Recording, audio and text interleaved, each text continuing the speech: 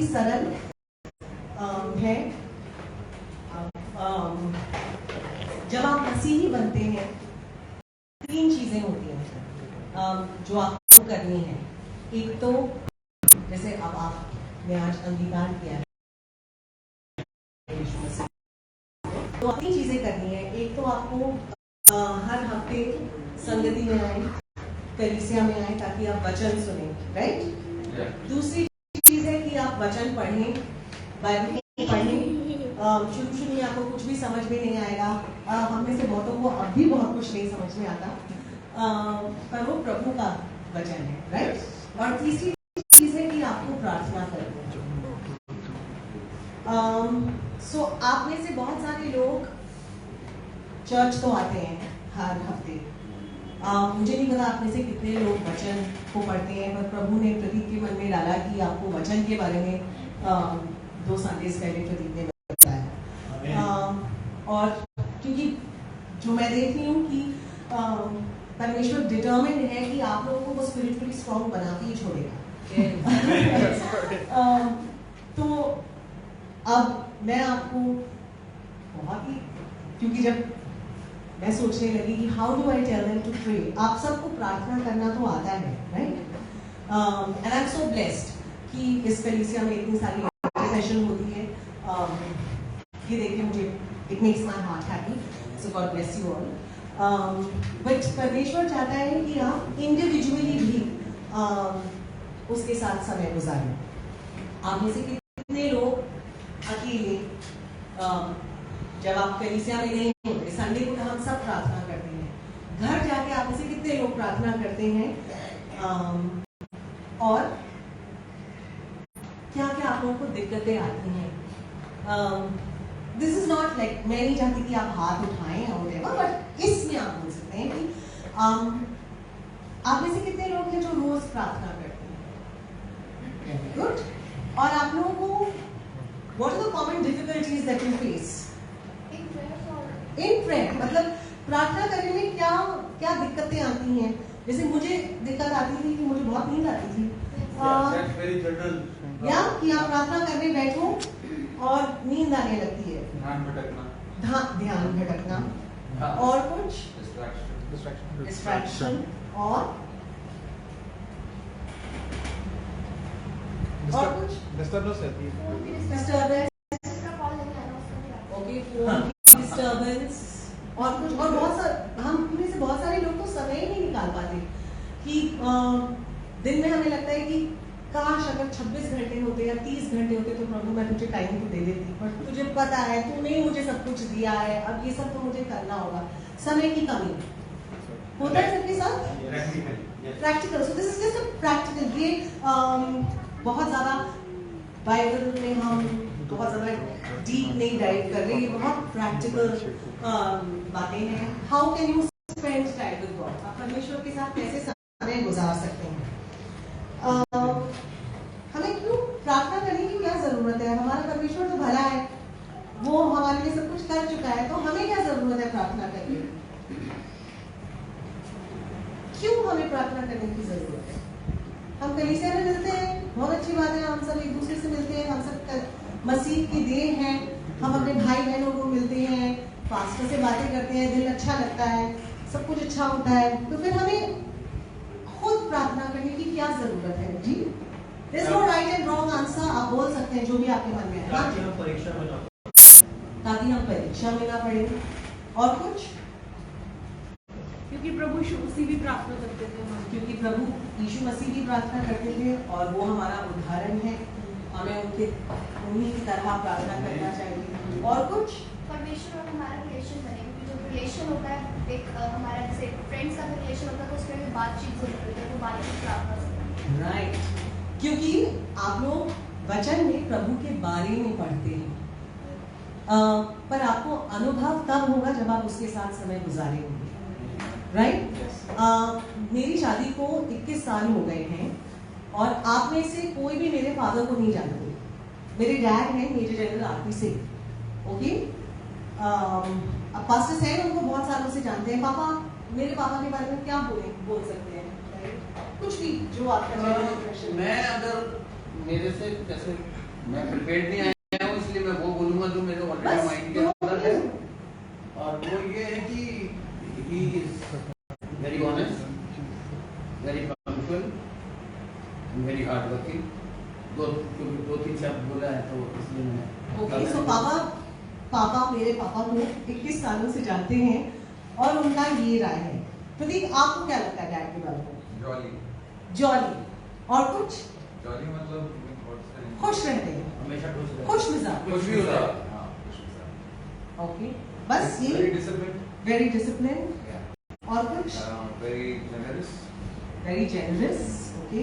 रिया, आप नाना को अपनी पूरी जिंदगी जानती आई हो, आप क्या बोलना चाहेंगी नाना के बारे में? Very humble. Is very very humble. Good. या शो ऑफ नहीं करना पसंद करते। और कुछ? ओके। सो हम जानते हैं कि मैंने आपको बताया कि मेरे डैड डॉक्टर हैं, वो आर्मी में थे। पापा ने बताया कि वो हेल्पफुल हैं। जी, हेल्पफुल है मुझे। मैं Helpful सुनता है। हूँ, मैं बात सुनता हूँ तो ये तो हेल्पफुल हो सकता है। वो बहुत हेल्पफुल हैं। प्रतीक ने बोला कि वो बहुत खुश रहते हैं, जेनरस हैं। रिया ने कहा कि वो बहुत हम्बल हैं, अपने काम को बहुत पसंद करते हैं। अपने काम को बहुत पसंद करते हैं।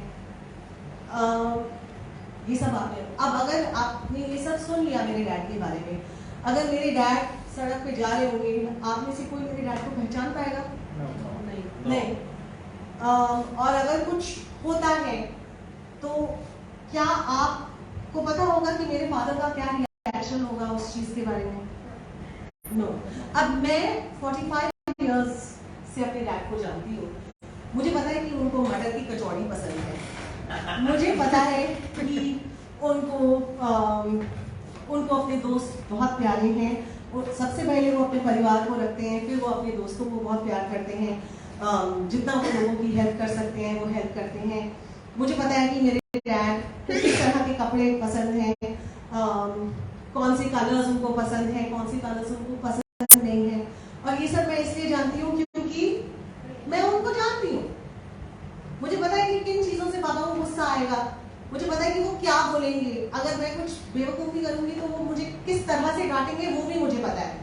मेरे दिमाग में ऑलरेडी ये सब है, राइट? तो आप बाइबल में प्रभु के बारे में पढ़ते हैं, परमेश्वर के बारे में पढ़ते हैं, बट आपको अगर रिलेशनशिप बनानी है तो आपको उसके साथ समय गुजारना पड़ेगा। अब समय गुजारने के लिए क्या करना होगा? हाँ, समय निकालना होगा। एक्सीलेंट। ओके, समय निकालना पड़ता है, मतलब समय ऑटोमेटिकली आ नहीं जाता आपके सामने, आपको समय निकालना पड़ता है, राइट? अब मुझे आप लोगों के बारे में नहीं पता, मेरा दिनचर्या सुबह बिजी होता है। मैं जब से अपनी आंख खोलती हूँ और जब तक मैं क्रैश नहीं करती तब तक मैं कुछ ना कुछ कर रही होती हूँ। अगर मैं कर नहीं रही होती तो मैं सोच रही होती थी क्या करना होता है और कैसे करना है। समय कभी मिलता नहीं है, बट आपको, अगर आपको प्रभु के साथ समय गुजारना है तो आपको समय निकालना पड़ेगा, राइट? अब कुछ लोगों को बाइबल पढ़ना ज्यादा आसान लगता है, कुछ लोगों को प्रार्थना करना ज्यादा आसान लगता है। आप में से कितने लोग हैं जिनको Bible, because Bible study is important, individual Bible study आप सबको करनी जरूरी है। आप बाइबल पढ़िए, समझ आए ना आए उससे कोई फर्क नहीं पड़ता। एक पास्टर है जो कहते हैं कि बहुत सारे लोग कहते हैं कि हमने जो पढ़ा हमें ना ही याद रहता है ना ही सब कुछ समझ में आता है। और उस पास्टर का कहना है कि आपने कल खाना खाया, क्या आपको याद है आपने क्या कुछ खाया? आपको याद नहीं है, पर आपके शरीर को उस समय के लिए पोषण मिला, राइट? तो आप बाइबल जब पढ़ते हैं, हो सकता है आपको सब कुछ समझ ना आए, हो सकता है आपको सब कुछ याद ना आए, पर धीरे धीरे धीरे धीरे आपकी समझ एक्सपैंड होगी और आप धीरे धीरे चीजें जानने लगेंगे। पर ये आप पे निर्भर करता है कि आप चर्च आते रहते हैं, आप लोगों से मिलते रहते हैं, आप खुद समय निकाल के प्रार्थना करते हैं या नहीं, राइट?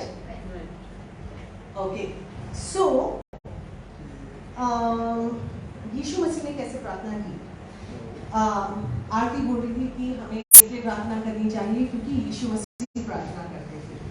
ओके, यीशु के समय में यहूदी लोग दिन में 3 बार प्रार्थना करते थे, सुबह, दोपहर और शाम। लोग मंदिर में जाते थे, आदमी लोग ज्यादातर जाते थे, औरतों को बोला जाता था कि आप घर में जाएं, जरूरी नहीं है आप लोग खास पर्वों के टाइम पे ही जाएं। ओके, और रब्बी लोग होते थे, वो अपनी टीचर्स को रब्बी बुलाते थे, रब्बी लोग पढ़ाते थे। तो जब वो मंदिर में मिलते थे दिन में 1 बार, 2 बार, 3 बार, बोला तो क्या था कि 3 बार, जैसे हम दानिएल की पुस्तक में देखते हैं कि दानिएल अपनी खिड़की खोल के यरूशलेम की तरफ झुकता था और प्रार्थना करता था दिन में 3 बार। दाऊद के लिए हम देखते हैं कि दाऊद भी दिन में 3 बार प्रार्थना करता था। उस समय में उनका यही रिवाज था। आज भी यहूदी लोग दिन में 3 बार प्रार्थना करते हैं और उनका एक सेट तरीका है प्रार्थना करने का। तो यीशु वो करता था, राइट। और हम देखते हैं यीशु भी कई बार कफरनहूम और नासरत के आराधनालयों में जाता था और वो सिखाता भी था, क्योंकि उसको लोग रब्बी बुलाते थे, याद है। और उसने जब पोथियां खोली और उसने बोला यशाया ने जो उसमें लिखा है वो मैं, यू नो दिस राइट, आप लोगों को ये पता है राइट।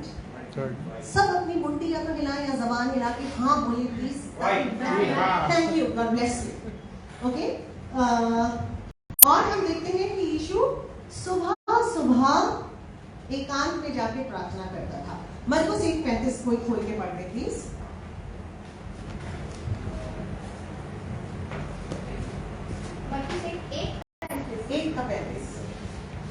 और भोर को दिन निकलने से पहले, बहुत पहले वह उठकर निकला और एक जंगली स्थान में गया और वहां प्रार्थना करने लगा। तो कब गया वो? भोर निकलने से बहुत पहले। भोर निकलने से बहुत पहले। और वो कहाँ गया? एक जंगली स्थान। हाँ, एक अलग, मतलब एक स्थान जहाँ सब लोग नहीं थे, राइट। तो सबसे पहले अगर आप परमेश्वर के साथ समय गुजारना चाहते हैं तो एक आपको जरूरत है एक जगह। आप सब a place, you all need a place.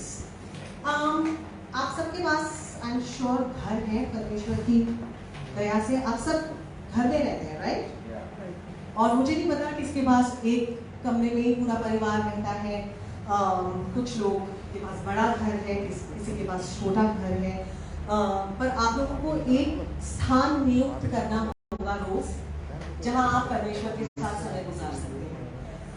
अलग अलग टाइम्स पे अलग अलग स्थान आपको देखना होगा। जब मैं हॉस्टल में थी, जब मैं पहले शुरू में प्रभु में आई, तो मुझे पास्टर साहब ने बोला कि बेटा तुम प्रार्थना करना। उन्होंने बोला कि तुम प्रार्थना किया करो, समय गुजारा करो। अब ये मैंने शब्द सुने, बट मुझे पता नहीं था कि प्रार्थना करते कैसे हैं।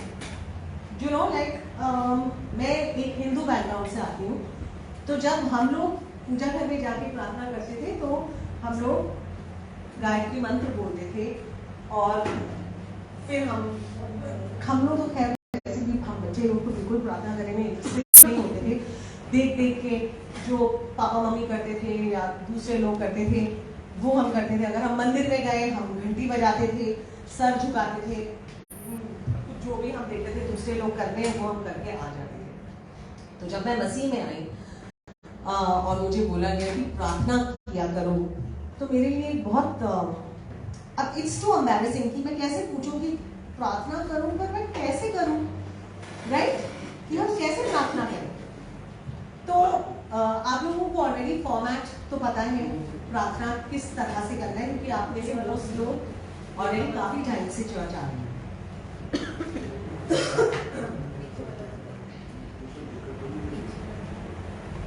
ऑफ कर दें?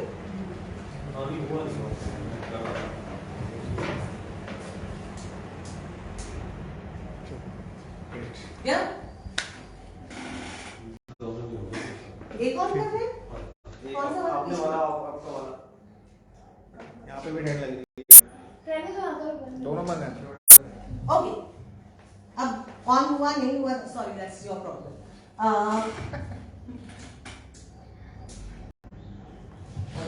इसको मैंने मर्गेन तरीके से ऑन रखा है। So first of all find a place जहां आप डिस्टर्ब नहीं हो। जब प्रतीक और मैं सबसे पहले मिले थे तो प्रतीक, मुझे याद है, वसंत विहार के अपने घर में छत पे जाके प्रार्थना किया करते थे अपने गिटार को लेके, वो जाते थे प्रार्थना करने। मैं एक हॉस्टल में रहती थी और मैं अपने कमरे को 6 लड़कियों के साथ शेयर कर रही थी, बिग रूम, और आपको पता है हॉस्टल में कोई ना कोई आ रहा होता है, कोई ना कोई जा रहा होता है, तो एकांत में जगह ढूंढना बहुत ही मुश्किल होता था।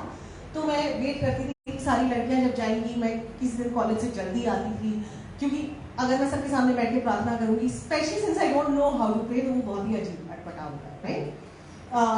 तो मेरे लिए चैलेंज था कि प्रार्थना कैसे करूं, और मैंने आपको बताया कि मैंने देखा था लोग मंत्र जपते हैं, तो मैं सोचती थी अच्छा मैं क्रिश्चियन स्कूल में पढ़ी 6 साल, तो मुझे लॉर्ड्स प्रेयर आती थी, Our Father in heaven, hallowed be thy name, thy kingdom come, thy will be done on earth as it is in heaven. Forgive us our sins as we forgive those who sin against us. Give us today our daily bread. For thine is the kingdom, the power, the glory. Amen. तो मुझे ये आता था, और मुझे मंत्र आता था, तो मैंने कहा चलो लेट्स स्टार्ट हियर, ठीक है, मैं प्रार्थना करती हूँ। तो मैं रोज ये बोलती थी, मैं भी कुर्सी पे बैठती थी हॉस्टल में, जब कोई नहीं होता था, सारी लड़कियां कॉलेज गई हुई होती थी, तो मैं कुर्सी पे बैठती थी और मैं बोलती थी Father in heaven, hallowed be thy name, thy kingdom come, thy will be done on earth as it is in heaven. फिर मैंने कहा अब मजा तो नहीं आ रहा, बिकॉज ये प्रतीक बोलते हैं कि you know Jesus is like our friend, तो फ्रेंड्स के साथ तो बातचीत फ्रेंड्स की तरह से होनी चाहिए, पर मुझे कुछ पता ही नहीं परमेश्वर के बारे में, मुझे बस पता है कि वो अच्छा है और यीशु मसीह मेरे पापों के लिए मरा। तो मैं सोचती थी चलो मैं, जैसे मैं अपने पेरेंट्स को, उन दिनों फोन्स नहीं होते थे, सेल फोन्स नहीं होते थे, तो मैं अपने पेरेंट्स को चिट्ठी लिखती थी, अपनी फ्रेंड्स को चिट्ठियाँ लिखती थी, तो मैंने कहा चलो मैं रोज यीशु मसीह को भी चिट्ठी लिखती हूँ।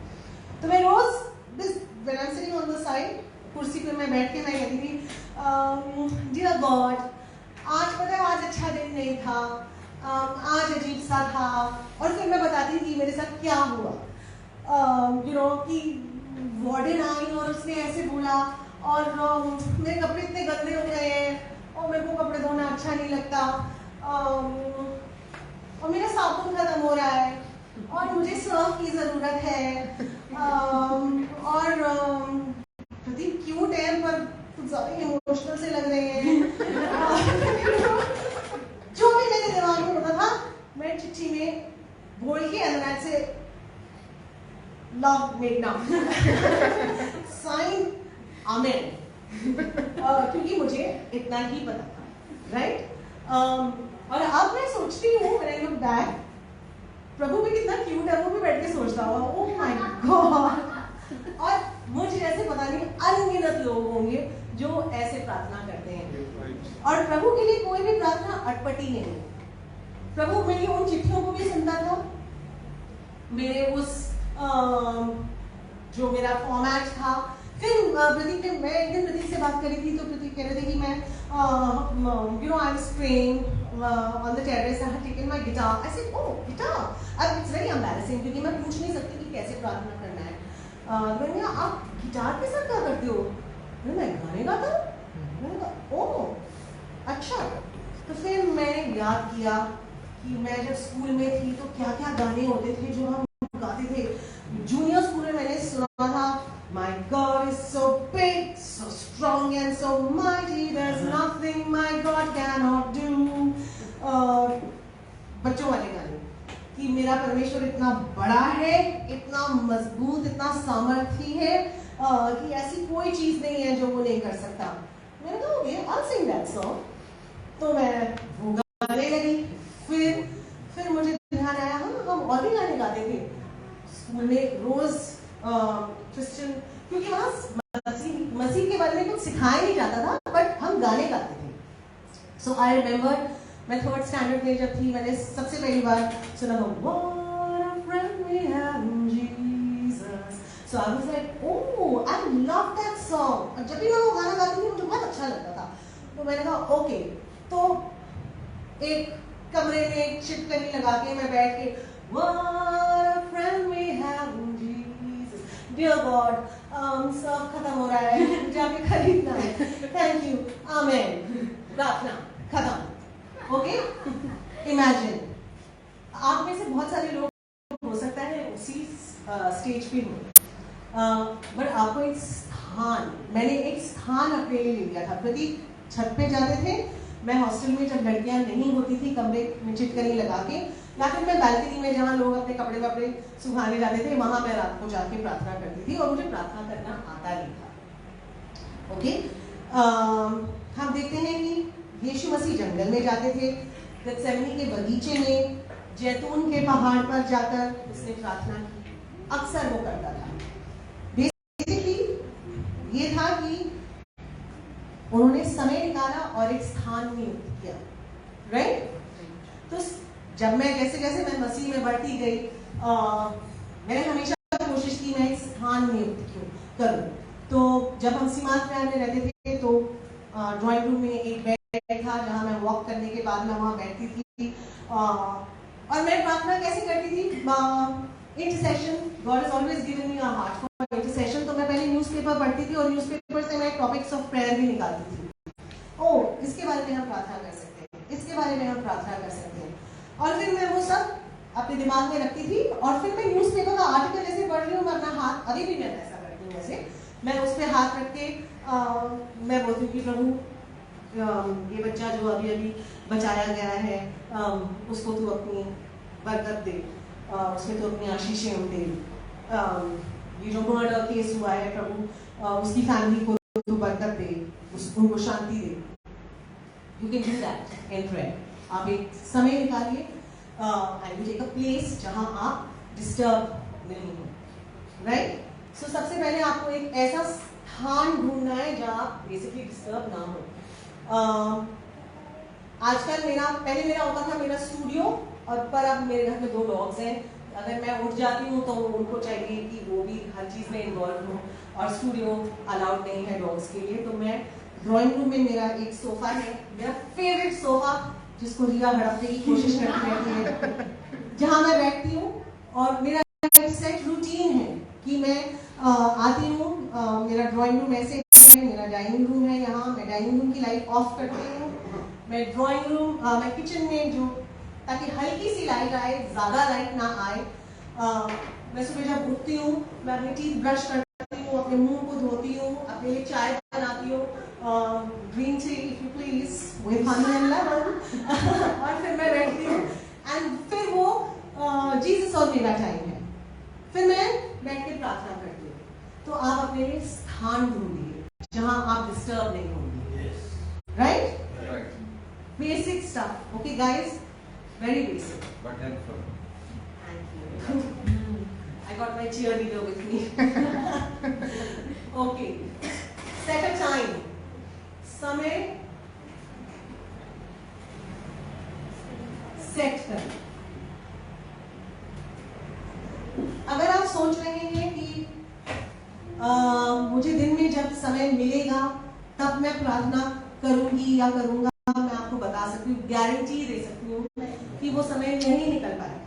कुछ ना कुछ आ जाएगा, कुछ ना कुछ हो जाएगा। 2 दिन 3 दिन आप देखोगे कि अच्छा, ऑफिस में जब ब्रेक मिलती है, लंच टाइम में मैं 2 मिनट प्रार्थना कर पा रही हूँ, तीसरे दिन आपकी फ्रेंड आके आपको सारी गॉसिप इतनी इंटरेस्टिंग सुनाने लगेगी कि आपको मन ही नहीं करेगा प्रार्थना करने के लिए।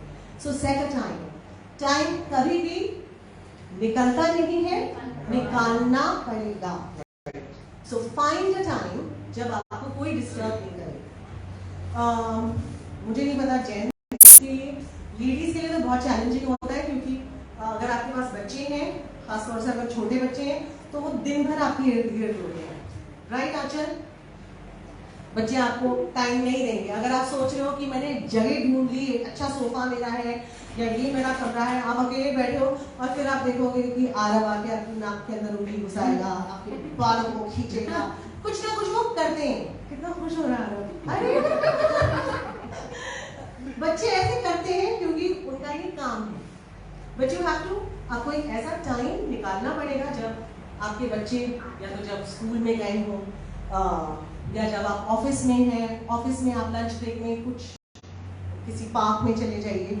सेट अ टाइम, और उस टाइम को आपको रोज फॉलो करना होगा। अब कुछ लोग कॉल सेंटर्स में काम करते हैं, कभी उनका दिन में ड्यूटी होती है, कभी रात को ड्यूटी होती है, वो आपको फिगर आउट करना है, बट टाइम आपको सेट अपने आप करना होगा। कोई आपके लिए सेट नहीं कर सकता। Take out the time. शुरू में आपको दिक्कत होगी। कुछ लोगों को प्रार्थना करना अच्छा लगता है, मजा आता है। कुछ लोग बातों नहीं होते हैं, तो बातें कभी खत्म ही नहीं होती। कन्फेक्शन तो मुझे इतनी मुश्किल नहीं होती। प्रदीप एकदम पॉइंट टू पॉइंट बात करते हैं, तो प्रदीप को कभी कभी हो सकता है कि मुश्किल हो। बहुत सारे लोग हैं जिनको पता ही नहीं कि मैं और कितनी प्रार्थना करूं। परमेश्वर ने इसराइल को भी ब्लेस कर दिया, मिशनरीज को भी ब्लेस कर दिया, देश को भी ब्लेस कर दिया, अपने फाइनेंसेस के लिए प्रार्थना कर दी। तो पता नहीं कि पीठ कितनी दर्द होती है, उसको तो ठीक कर ही दे। पैसे चाहिए, उस बंदे को थोड़ा ठीक कर देना। कोई पड़ोसन रोज लड़ने आती है, हर चीज में अपनी नाक घुसाती है, उसको तो सेट कर दे परमेश्वर। आमीन। फाइन, ये तो 30 सेकंड्स की प्रार्थना थी, अब क्या करें हम? मैंने तो कोशिश करनी थी कम से कम। सो स्टार्ट विद एटलीस्ट आप, अगर आप बिल्कुल नहीं करते प्रार्थना, 2 मिनट का टारगेट सेट कीजिए, नथिंग लॉन्ग। 2 मिनट जो आप कर सकते हैं। अपना अलार्म क्लॉक लीजिए, अलार्म सेट कीजिए। 2 मिनट आप धन्यवाद दे सकते हैं, आप चाहे तो गाना गा सकते हैं, आपके मन में जो भी बात है आप कर सकते हैं। फिर धीरे धीरे जैसे आपकी क्षमता बढ़ती है वैसे वैसे आप एक्सपैंड कर सकते हैं। विशाल, आप डेडलिफ्ट करते हो, कितने केजी वेट से करते हो? चलो 250 मान लेते हैं। आपने जब शुरू किया था आप कितने से करते थे? 100-150 से। कितने टाइम से आप कर रहे हो वेट्स लिफ्ट? 8-10 साल। 8-10 साल में वो 250 केजी वेट लिफ्ट कर सकता है। आप सोच रहे हो कि आप आज ही आप दिन में 24 घंटे, जैसे प्रभु कहता है कि निरंतर प्रार्थना करो, अगर आप सोच रहे हो तो आप वो सपने छोड़ दीजिए। आप अपने आप को बेवकूफ बनाएंगे। स्टार्ट विद 2 मिनट्स, और जब आप 2 मिनट्स करने बैठे तो मैं आपको बताती हूँ मेरे साथ क्या होता है। मैं प्रार्थना करने बैठती हूँ और मैं सुबह सुबह उठ रही हूँ ताकि कोई डिस्ट्रैक्शन ना हो, बच्चे आसपास ना हो। इससे पहले कि मैं रे को उठाऊं, रिया को उठाऊं, टिफिन बनाऊं, मैं प्रार्थना करने के लिए बैठी हूँ और मेरे दिमाग में आ रहा है कि अरे दोपहर को तो राजमा बनाने, राजमा होने हैं उसको, और रिया को टिफिन में आज छोले देने थे, उसको चढ़ा देती हूँ, फिर आती हूँ। हाँ, नहीं, प्रार्थना करनी है। चाय थोड़ी फीकी है, थोड़ा और शहद डाल सकती हूँ। But I thank you God, you're so good. नींद भी आने का लेट सोने की जरूरत है। ये प्रदीप है, ये लाइट मेरे मुंह पे चमकाते रहते हैं। Pradeep is very fond of keeping his laptop shining in my face. मुझे अच्छा लगता है कि मैं एकदम गुप्त अंधेरे में सोऊं, और क्योंकि मेरा हस्बैंड रात को जगता है तो वो अपनी बेचारी खाली चुपचाप से प्रतीक आते हैं कमरे में। मैं एक चीज लेनी थी, अपना लैपटॉप हल्का सा वो खुला छोड़ते ताकि थोड़ी सी रोशनी आए, और मैं उसी को फिर मैं अगले दिन परमेश्वर को बोल रही होती हूँ कि प्रभु प्रतीक की आदत बदल, कुछ करना पड़ेगा। सो ये सारी चीजें मेरे दिमाग में चल रही हैं। आज भी जब मैं प्रभु को कितने सालों से जानती हूँ, मैं प्रभु को मैंने प्रभु ग्रहण किया जब मैं 18 साल की थी, और अब मैं 45 साल की हूँ। अभी भी मेरे दिमाग में राजमा, छोले, प्रतीक, डॉग्स को घुमाना है, घर को साफ करना है, ये सब मेरे दिमाग में घूमता है। But prayer is a discipline. आपको अपनी डिस्ट्रैक्शंस को हटाना पड़ेगा। परमेश्वर जानता है कि हम डिस्ट्रैक्ट होते हैं, परमेश्वर जानता है कि आपके दिमाग में अलग अलग ख्याल आएंगे। कोई बात नहीं, आपने सोचा राजमा के बारे में, अब वापस अपने आप को, दिमाग को केंद्रित करो। जब विशाल ने स्टार्ट किया था वो 100 केजी उठाता था, 150 उठाता था, आज वो 250 उठा पाता है। एक ही दिन में नहीं हुआ, 8 सालों तक उसने धीरे धीरे रोज, और कभी मन नहीं करता। मन कभी, अगर आप सोच रहे हो कि आप आज वर्कआउट करोगे, ये बहुत मजा आएगा, कभी भी नहीं होता। जब आप प्रार्थना के लिए आप सोच रहे हो कि ये आज मैं प्रार्थना करूंगी, बहुत कम होता है कि ये वो वाली फीलिंग। कभी कभी ऐसा होता है कि आप प्रार्थना करते हो और आपको एकदम परमेश्वर की उपस्थिति में फील होती है और आपको इतना मजा आता हो जाते हो, पर 100 डेज में से 2 दिन में ऐसे होता है, 98 डेज में आपको कुछ महसूस नहीं होता। और वो परमेश्वर आपको ट्रेन कर रहा है, क्योंकि जब विशाल वजन उठा रहा होता है उसको मजा नहीं आ रहा होता, पर वो करता है रोज। क्यों? क्योंकि उसको कुछ करना है और आपको भी ये करना है। अगर आप परमेश्वर के साथ समय गुजारना चाहते हो, अपनी डिस्ट्रैक्शंस को, ऑलरेडी मैं अपने फोन को साइलेंट मोड पे करती हूँ और and I set my alarm, क्योंकि मुझे देर को उठाना होता है। तो पर मेरा एक टाइम सेट है, इतना तो मैं प्रार्थना करूंगी ही करूंगी, राइट? तो आपको एक अपना समय निकालना पड़ेगा। डिस्ट्रैक्शंस आए, कोई बात नहीं, परमेश्वर बुरा नहीं मानता। Stick with it, do it. The blessing is in the doing, it's not in how much. It's not कि आज आपको उपस्थिति मौजूदगी महसूस नहीं हो रही तो आप सोचो छोड़ो बाद में प्रार्थना करूंगी। No, do it now, do it, stick with it, set your time, right? lot of people don't have the time, so आपको लगता है कि मेरे पास इतना सारा काम है करने को कि मैं समय कैसे निकालूं, कैसे करूं। बोलना तो बहुत आसान है, मुझे पता है कि मुझे कितना काम करना है। ये मेरे साथ बहुत होता था। मैं परमेश्वर को एक अपनी लंबी लिस्ट, और वो सब कुछ सही था, मुझे वाकई बहुत कुछ करना होता था, बहुत कुछ अभी भी करना होता है, टाइम निकालना वाकई मुश्किल होता है। पर मुझे परमेश्वर ने कुछ बताया जो मैं आपको आज बता रही हूँ। उत्पत्ति 1 से 5 खोलिए। 1 से 5 जी। और परमेश्वर ने उजाले को दिन और अंधियारे को रात कहा, तथा सांझ हुई, फिर भोर हुआ। इस प्रकार पहला दिन हो गया। एक जेनेसिस स्टार्ट आदि में परमेश्वर ने आकाश और पृथ्वी की सृष्टि की। पृथ्वी बेडौल और सुनसान पड़ी थी और गहरे जल के ऊपर अंधियारा था, तथा परमेश्वर का आत्मा जल के ऊपर मंडराता था। जब परमेश्वर ने कहा उजियाला हो, तो उजियाला हो गया। और परमेश्वर ने उजियाले को देखा कि अच्छा है, और परमेश्वर ने उजियाले को अंधियारे से अलग किया।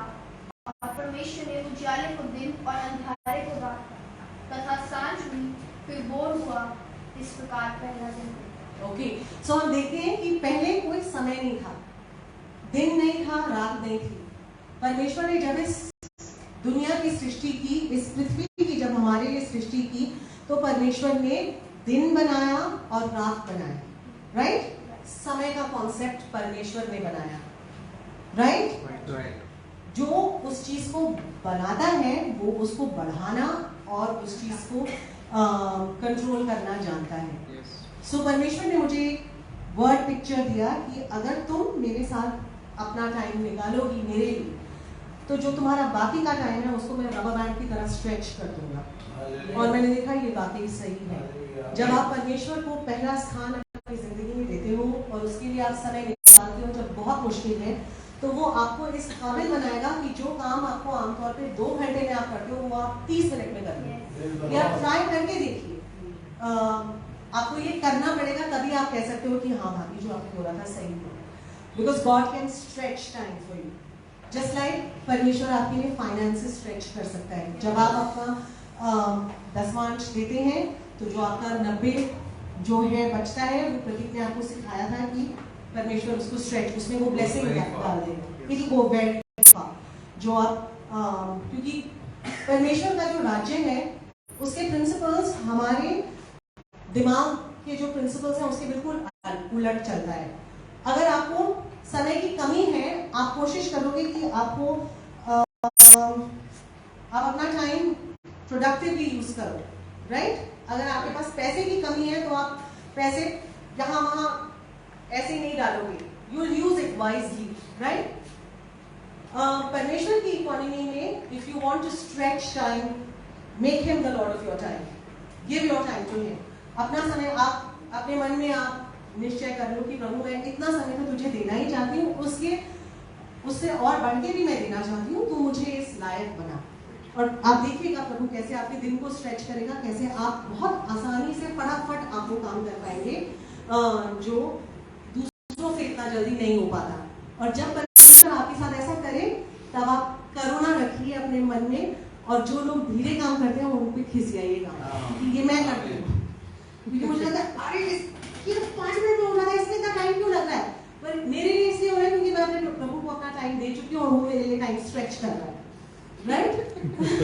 प्रतीक और रिया एक दूसरे को सहानुभूति दे रहे हैं, क्योंकि रिया तो बेचारी दिन भर मुझसे सुनती रहती है, ये जल्दी फटाफट come on, okay? So find the time, make a time, okay? Jesus का तरीका दुनिया के तरीके से अलग है।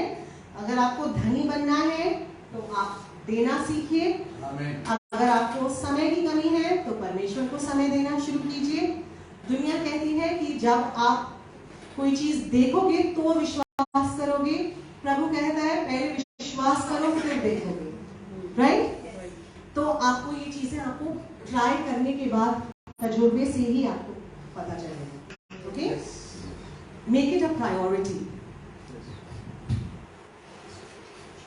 प्रार्थना को प्रायोरिटी को प्राथमिकता, ठीक है?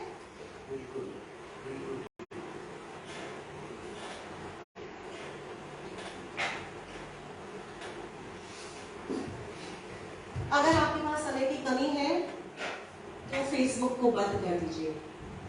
अगर इंस्टाग्राम आपके दिन की कम से कम 1.5-2 घंटा ले रहा है, उसको अनइंस्टॉल कीजिए। आप बहुत अच्छी जिंदगी काट सकते हैं बिना फेसबुक के, बिना इंस्टाग्राम के, बिना यूट्यूब के, बिना टीवी के। मेरे घर में मैंने जान के एक टीवी नहीं रखा, मेरे घर में टीवी है नहीं। सबके पास अपने अपने यंत्र हैं, तो जो भी देखना चाहे वो देख सकता है, but I don't have a TV in my house, so that is never a distraction for me. तो मुझे कभी ये नहीं लगता ओ सास बहू वाले सीरियल में आज क्या हो रहा है, वो तो मुझे देखना पड़ेगा, क्योंकि वो मेरी जिंदगी में है ही नहीं। अगर मुझे जो भी चीज मुझे डिस्ट्रैक्ट करती है वो आप उसे हटाइए, जो आप हटा सकते हैं उसे आप हटाइए। ये नहीं कि ओहो मेरे तो सबसे ज्यादा आरब मुझे दुखी करता है, उसको मैं नानी के घर भेज रही हूँ, वो नहीं चलेगा। आपको अपनी जिम्मेदारियां निभानी है, बट जो डिस्ट्रैक्शंस हैं, जो यहाँ वहाँ की चीजें, उनको आप हटाइए अपनी जिंदगी से। आप लोग बहुत बोर्ड लग रहे हैं, कहीं मैं आपको बहुत ज्यादा सिली चीजें तो नहीं बता रही, I am just telling you practical stuff, interesting चीजें हैं। Thank you.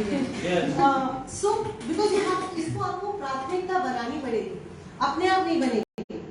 आप प्रेयर को जब तक अपनी जिंदगी में पहला दर्जा नहीं दोगे तब तक आप समय नहीं निकाल पाओगे, आपको जगह नहीं मिलेगी। तो जब आप ऐसा करना शुरू करोगे तब प्रभु खुद रास्ते खोलेगा, आपको छोटे छोटे विंडोज ऑफ टाइम मिल जाएंगे।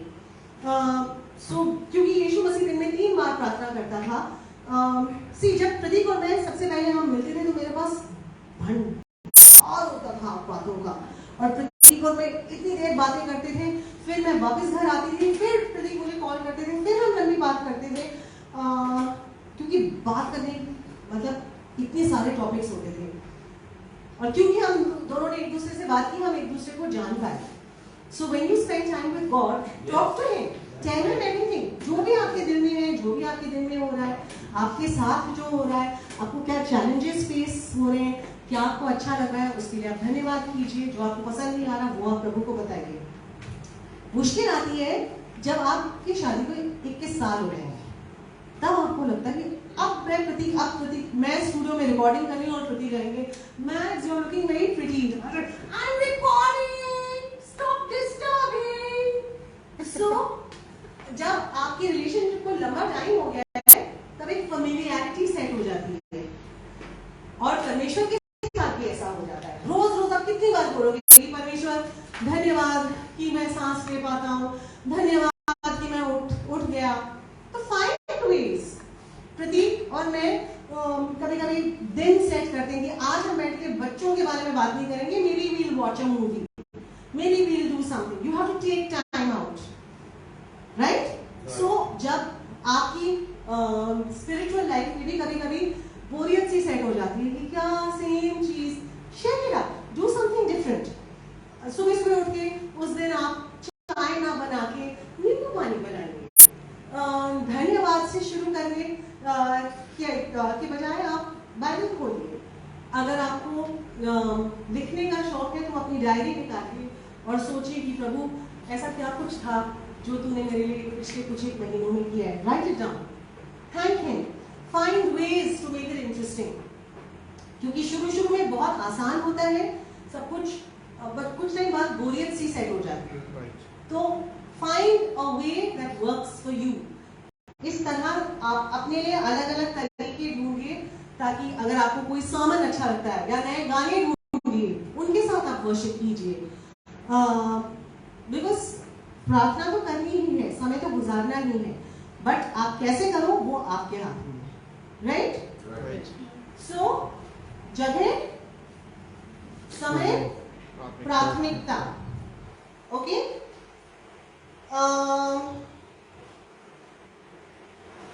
चार्ल्स फिनी एक रिफॉर्मिस्ट थे जिन्होंने रिवाइवल स्टार्ट किया था.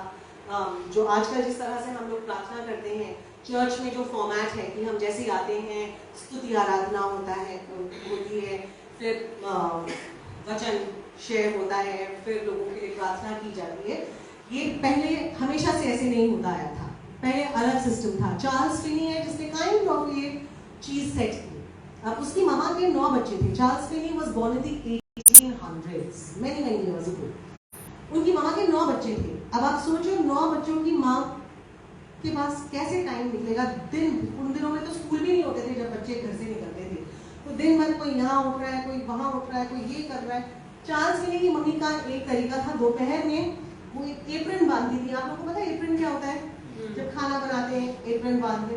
तो वो उनके 9 बच्चे यहाँ वहाँ भागे होते थे. वो कुर्सी पे बैठती थी, एप्रन से अपने मुंह को ढकती थी और बच्चों को ये सिग्नल था कि अब मम्मा प्रार्थना कर रही है, अब मत डिस्टर्ब करो, नहीं तो बेलन से पिटाएंगे. अब ये अनकन्वेंशनल है, बट लोग ऐसे करते हैं. जहां चाह वहां राह. So do it. Okay. How do I pray? जब हम प्रार्थना करके बैठते हैं कलीसिया में, जब प्रतीक भैया गा रहे हैं, सब अपने हाथ उठा रहे हैं, तब तो इजी लगता है. जब आप कमरे में बैठे हो, वहां मम्मी सो रही है, जहाँ पे किचन है, हो सकता है लोग आ रहे हैं जा रहे हैं. तो मैंने तो आपको पहले ही बोल दिया, find a time and a place जहाँ डिस्ट्रैक्शन नहीं है. Secondly, physical actions in prayer have spiritual results. So मैं इसको हिंदी में लिख रही हूँ. प्रार्थना में लिए गए शारीरिक कदम या शारीरिक एक्शन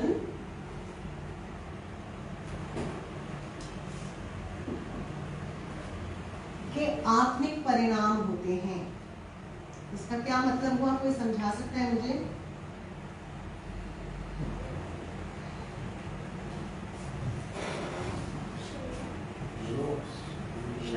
जब हम वचन के द्वारा जैसे कि प्रेयर करते हैं, और या जैसे कि आपने अभी बताया कि मैं ले हैंड करती थी उन टॉपिक्स पे, तो वो आप शारीरिक तरह से प्रेयर करते थे, लेकिन उसका आत्मिक बेनिफिट्स लेते हैं.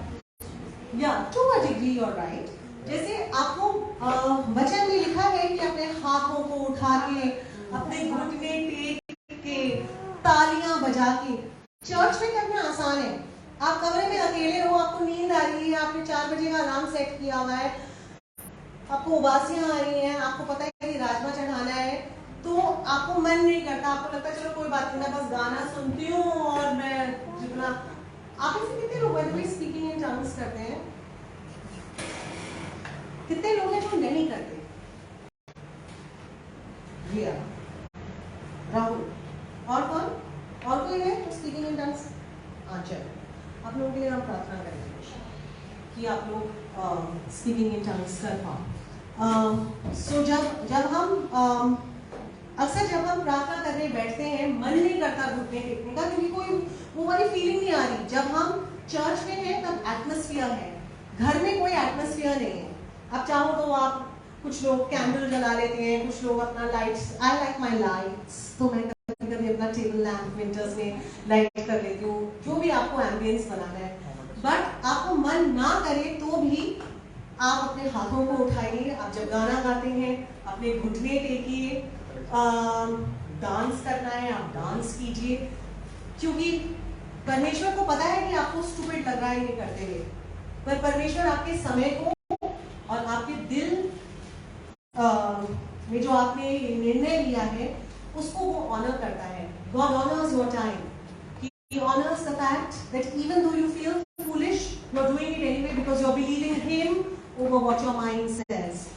And मसीहत की आधी लड़ाई यही है कि जो दुनिया बोलती है, जो आपको दिमाग में जो रैशनल लगता है, उसको ना मानते हुए आप परमेश्वर के वचन को जब मानो तो वो बहुत मुश्किल है, पर जब आप वो करने लगते हो तो प्रभु उसको ऑनर करता है।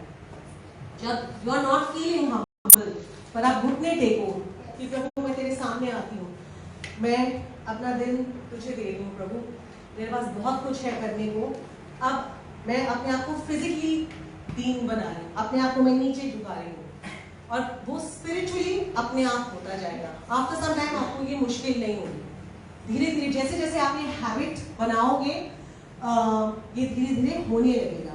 सो रेज योर हैंड्स। जब आप घर पे प्रार्थना कर रहे हो अकेले में, केवल परमेश्वर आपको देख रहा है। मैं आप लोग पता नहीं कौन सी पिक्चरें देखते हैं, मैं तो बहुत पहले देखती थी, तो सनी देओल का मुझे पता है कि वो बहुत बेहुदा डांसर है और सनी देओल से भी बदतर मैं हूँ, तो I don't like to dance, I can't dance, but मैं प्रभु के लिए डांस करती हूँ। David used to dance for the lord, right? दाऊद ने परमेश्वर के सामने नाचा। तो आप कर सकते हैं, जो मतलब स्टार्ट डूइंग इट, करोगे तो आपको थोड़ा थोड़ा आपका जो आपकी जो हिचक है वो टूटेगी और आप देखने लगोगे कि जैसे जैसे आप ये करते हो आपके लिए आसान हो जाएगा। सबसे ज्यादा मुश्किल ये होता है कि मुझे लगता था कि जब मैं नई नई विश्वासी बनी, मुझे लगता था कि मुझे मुंह खोल के क्यों प्रार्थना करनी होती है, मुझे क्यों बोलना है थैंक यू। परमेश्वर तो मन को देखता है, उसको तो पता है कि मैं धन्यवाद देती हूँ, उसको तो पता है कि you know why do I have to say, because it's so stupid. लोग यहाँ सो रहे और मैं बैठी हूँ, Jesus thank you for the day, thank you for this, thank you for sending the serve, thank you for sending Tammy who gave me 3 nice body washes. कुछ मतलब मुझे ये मुंह खोल के क्यों बोलना पड़ रहा है? तो आपको इसलिए मुंह खोल के बोलना पड़ रहा है क्योंकि परमेश्वर ने दुनिया की सृष्टि कैसे की? बोल के। और आप किसकी इमेज में बनाए गए हो? परमेश्वर की इमेज में। परमेश्वर चाहता था वो भी सोच सकता था, उसने बोला, आपको भी बोलना होगा। आपका मन करे ना करे। और क्या मेरे मन में ये भी आता था, क्या हमारा जिस परमेश्वर के सामने मैं आ रही हूँ, क्या वो इतना खोखला है कि उसको अच्छा लगता है कि रोज मैं बैठ के उसकी बड़ाई करूं कि वाह you know you are so good, तुम इतना होली है, तुम इतना अच्छा है, तुम इतना पाक है, तुम इतना पवित्र है, तू सब कुछ कर सकता है, तुम में सारी समझ है। क्या हमारा परमेश्वर इतना खोखला है कि उसको रोज अपनी प्रशंसा अपनी सुननी अच्छी लगती है? क्या ये है सच? क्या जो मैं सोचती थी वो सही है? हम क्यों करते हैं प्रभु की स्तुति और प्रशंसा? क्योंकि वो उसके योग्य और उसकी करुणा सदा की है, वो उसके योग्य है, उसकी करुणा सदा की है। पर जब हम ये चीजें बोलते हैं, धीरे धीरे आपके मन में आपको और धन्यवादता आपकी निकलती रहेगी। आप it's good for us, right? And it's a very sweet deal. अगर मुझे कोई बोले कि आप बस मेरी प्रशंसा करो और आपकी सारी जिंदगी में जो भी दिक्कतें हैं आप अपना ध्यान मुझ पे लगाओ, सब कुछ मैं ध्यान ले लूंगा, तुम्हारे जो भी शत्रु हैं, तुम्हारे पास पैसों की कमी है, उस सबका मैं ख्याल रख लूंगा, तो वो बहुत ही मुश्किल काम नहीं है, वो तो इजी डील है, राइट? जब यीशु मसीह ने सब कुछ हमारे लिए कर लिया, अगर हमको बैठ के उसकी स्तुति और प्रशंसा करना पड़े और कुछ टाइम बाद आप देखोगे उससे आपको शांति मिलती है, आपको हल्का लगेगा, आपको अच्छा लगेगा और आपके लिए रास्ते खुलते जाएंगे, तो क्यों ना करें हम, राइट? प्रार्थना में लिए गए शारीरिक एक्शंस के आत्मिक परिणाम होते हैं। मुंह खोलिए। मैं तो थोड़ा अलग सोचती हूँ, तो मुझे तो लगता था अब मैं जल्दी उठ गई हूँ, चलो प्रभु से प्रार्थना करती हूँ, पर ठंड में कौन जाए टीथ ब्रश करने, पर प्रभु को अच्छा नहीं लगेगा अगर मैं बिना टीथ ब्रश किए प्रार्थना करने लगूं, उसको भी तो बदबू आती होगी, चलो मैं सो जाती हूँ, happy, problem solve. No, let us see. तब मैं 17 साल की थी, अब मैं ऐसे नहीं सोचती। प्रभु को बुरा नहीं लगता कि आप किस शारीरिक रूप में हैं। He wants you to show up, right?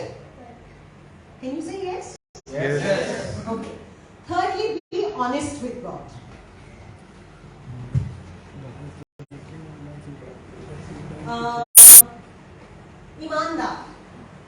ईमानदारी से प्रार्थना करें।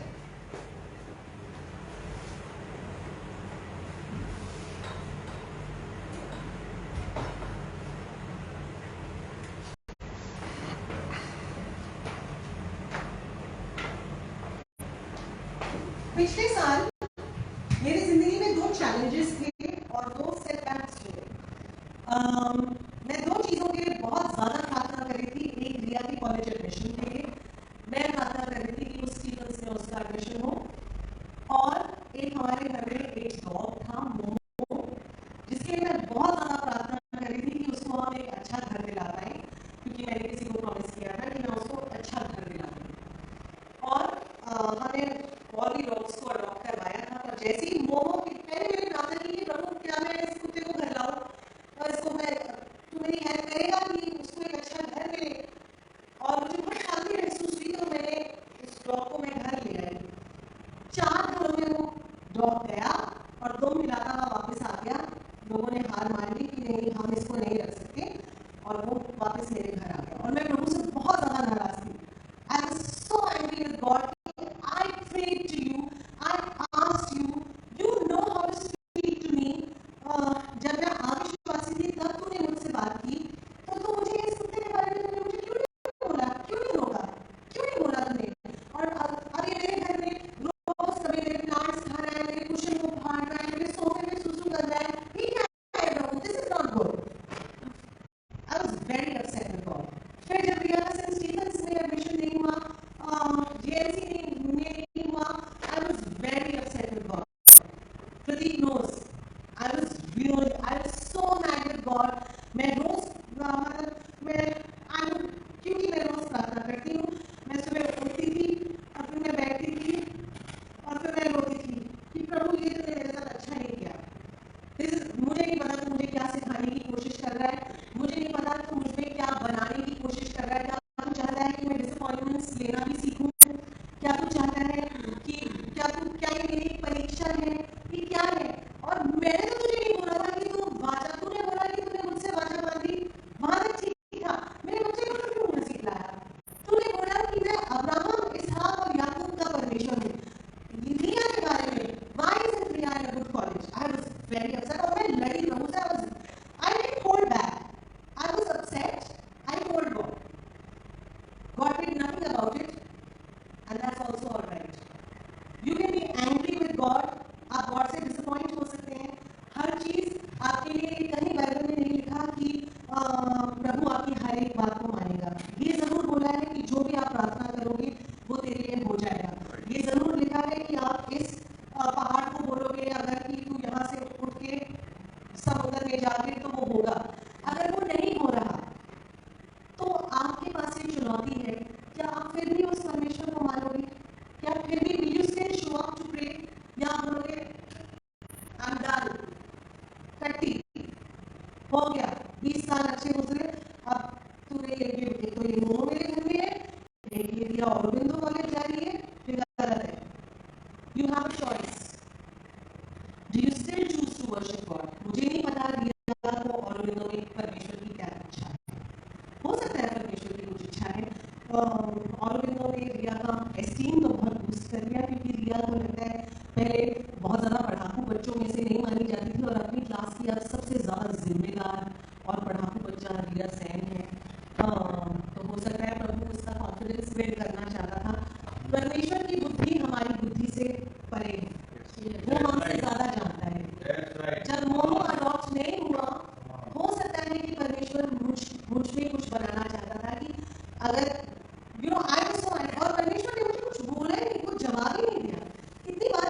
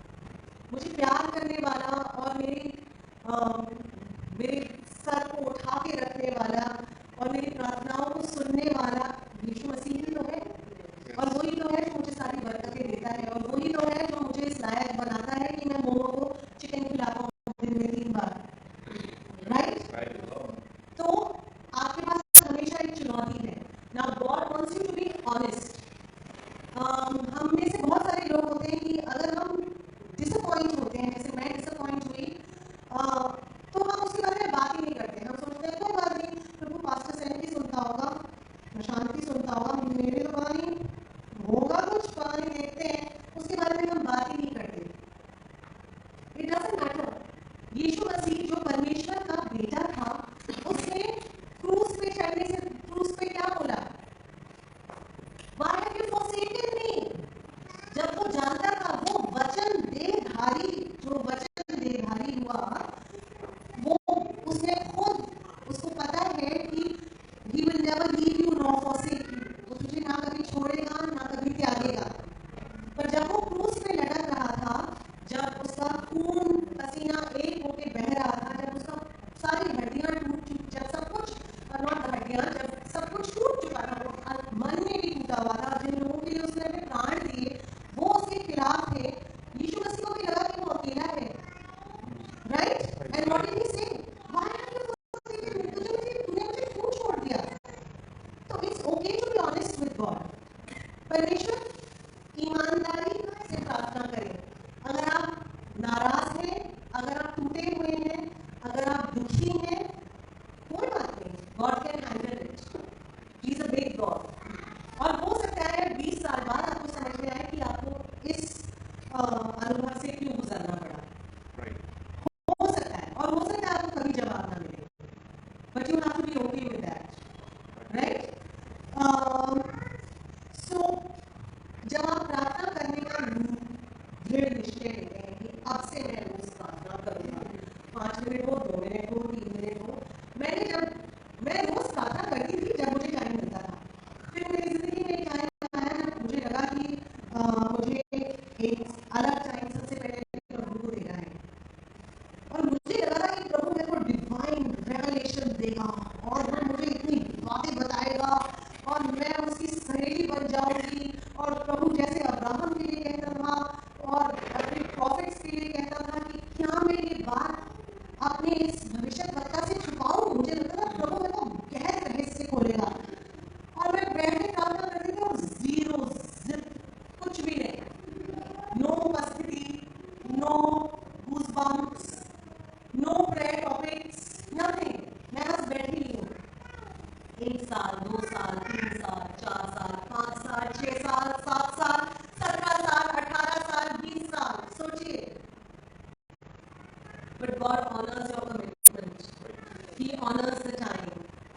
कभी कभी आपको अच्छा लगेगा प्रार्थना में, कभी कभी अच्छा नहीं लगेगा। और फिर एक दिन अचानक से मुझे लगा कि मैं जब प्रार्थना करती थी तो ये जो मेरे दिमाग में आई बात, तो प्रभु ही तो था, क्योंकि मैं उसकी आवाज को पहचानना नहीं जानती। और धीरे धीरे मैं अपनी जिंदगी में जब मैं देखने लगी तो मैंने देखा, अरे उस टाइम पे प्रभु ने तो बोला था ये, और ये तो ऐसा हुआ। और ये मेरे दिमाग में जो आइडिया आई थी वो भी तो प्रभु ने ही डाली थी, तो वो भी हुआ। तो हो सकता है कि आपसे भी प्रभु बात कर रहा है और आपको पता नहीं है, पर जैसे जैसे आप उसके साथ समय गुजारेंगे, ये मैं आपको अपनी जिंदगी के तजुर्बे से बोल सकती हूँ कि वो आपसे बात करेगा, आपके बारे में बात करेगा, और अगर आप विश्वास योग्य रहेंगे तो दूसरों के बारे में भी बात करेगा।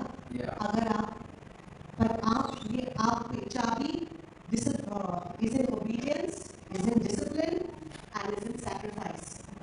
अच्छे समय में प्रार्थना करें, बुरे समय में प्रार्थना करें, मन जब करता है तब प्रार्थना करें, जब दिल टूटा हुआ है और एक भी शब्द नहीं निकल रहा तब प्रार्थना करें, जब आपको मौजूदगी महसूस हो और जब मौजूदगी बिल्कुल ना महसूस हो, जब आपको लगता है कि आपके जीवन में आशीष ही आशीष है और जब आपको लगता है कि एक भी आशीष नहीं है, उसके साथ समय गुजारिए, उसको प्राथमिकता दीजिए, उसके लिए समय सेट कीजिए, एक जगह अलग कीजिए। प्रार्थना में जो आप शारीरिक एक्शंस लेंगे, धीरे धीरे आप देखेंगे एक दिन उसके स्पिरिचुअल परिणाम आपको मिलेंगे। God bless you all।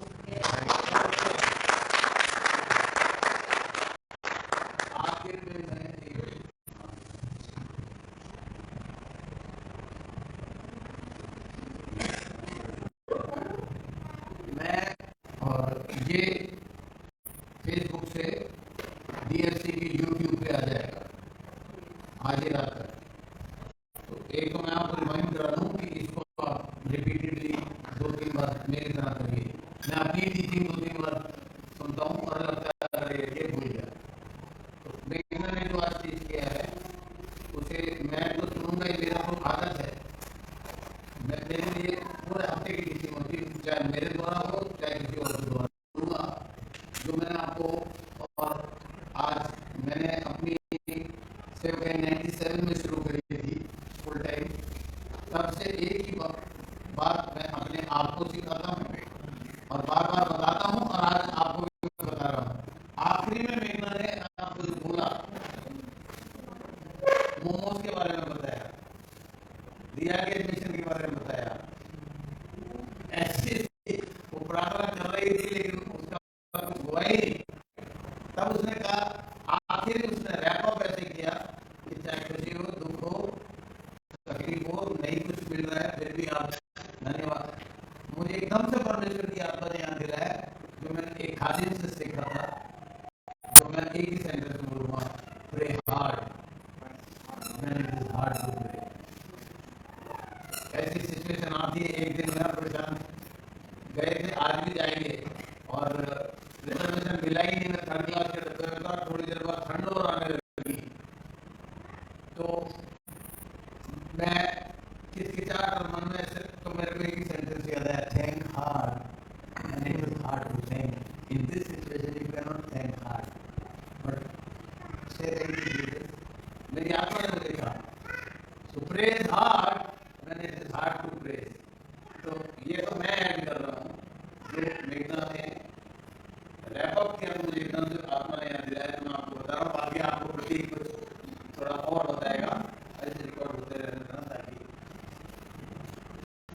क्योंकि इसको आपका हल्का मत समझिएगा, ये बहुत इंपॉर्टेंट सब्जेक्ट रहा। अभी मेघना जब पहले बता रही थी कि कैसे ये चीज़ हुई कि मेघना ने बहुत विश्वास किया, उस वक्त भी परमेश्वर मेरे दिल में डाल रहा था। और क्योंकि बचपन से परमेश्वर से कभी ऑन कभी ऑफ कनेक्टेड रहा हूँ, तो मैंने कुछ चीज़ें देखी हैं और प्रार्थना के जवाब में किस तरह से परमेश्वर का जवाब आता है।